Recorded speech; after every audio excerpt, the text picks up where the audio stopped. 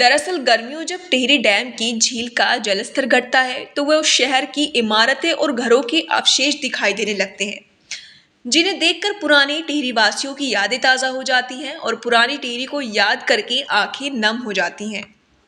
महाराजा दूरदर्शन शाह द्वारा सन 1815 में पुरानी टिहरी शहर को बिलंगना और भागीरथी नदी के किनारे बसाया गया, जिसे टिहरी का नाम दिया गया था। टिहरी में ही राजा का आलीशान महल, राज दरबार, रानी का महल और कौशल्य दरबार बनाया गया था, जो टिहरी में सबसे ऊंचाई पर स्थित था।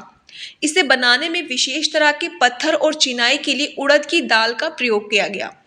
धीरे धीरे राजशाही का भी अंत हो गया और केंद्र सरकार द्वारा देश की ऊर्जा जरूरतों को पूरा करने के लिए टिहरी में डैम बनाने का निर्णय लिया गया। वर्ष 2005 में टनल बंद करने के बाद ऐतिहासिक पुरानी टिहरी शहर को पुरानी तरह से टिहरी झील के पानी में डुबो दिया गया। टिहरी डूबने के बाद लोगों को ऋषिकेश, देहरादून, हरिद्वार विस्थापित किया गया और नया टिहरी शहर अस्तित्व में आया। गर्मियों में मई जून माह में जब टिहरी डैम की झील का जलस्तर कम होता है तो पुरानी टिहरी की ऐतिहासिक इमारतों के अवशेष दिखाई देते हैं, जिनमें राजा का महल, राज दरबार, घंटाघर, रानी का महल, कौशल दरबार दिखाई देते हैं।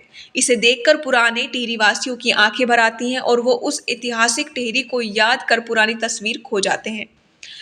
रानी टिहरी शहर अपनी ऐतिहासिक परंपरा और संस्कृति के कारण अलग पहचान रखता था और गढ़वाल क्षेत्र का केंद्र बिंदु कहा जाता था। पुरानी टिहरी के झील में डूबने के बाद उस परंपरा और संस्कृति का भी अंत हो गया, जो पुरानी टिहरी की पहचान हुआ करती थी। टिहरी वासियों के लिए नई टिहरी शहर को तो बनाया गया, लेकिन पुरानी टिहरी की तर्ज पर यहाँ आज भी उन सभी चीजों की कमी है जो उस शहर की पहचान हुआ करती थी।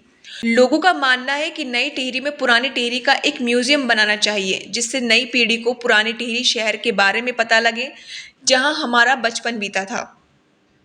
देश के विकास के लिए पुरानी टिहरी को भले ही टिहरी डैम की झील में डुबा दिया गया हो, लेकिन वो ऐतिहासिक शहर आज भी टिहरी विस्थापितों के लिए दिलों में जिंदा है।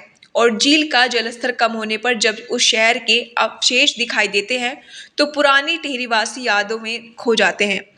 ऐसे में जरूरत है इसे संजो कर रखने की, जिससे आने वाली पीढ़ी ऐतिहासिक पुरानी टिहरी के बारे में जान सके। ऐसे ही खबरों के लिए जुड़े रहिए हमसे और देखते रहिए Hindustan news network. National icon awards की जो नामांकन है वो दोबारा से 2023 के लिए शुरू हो चुके हैं।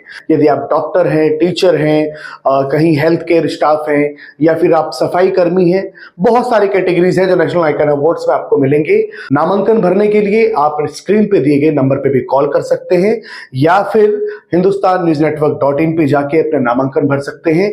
तो जल्द ही नामांकन भरिए, क्योंकि नामांकन की अंतिम तिथि 15 जून 2023 है।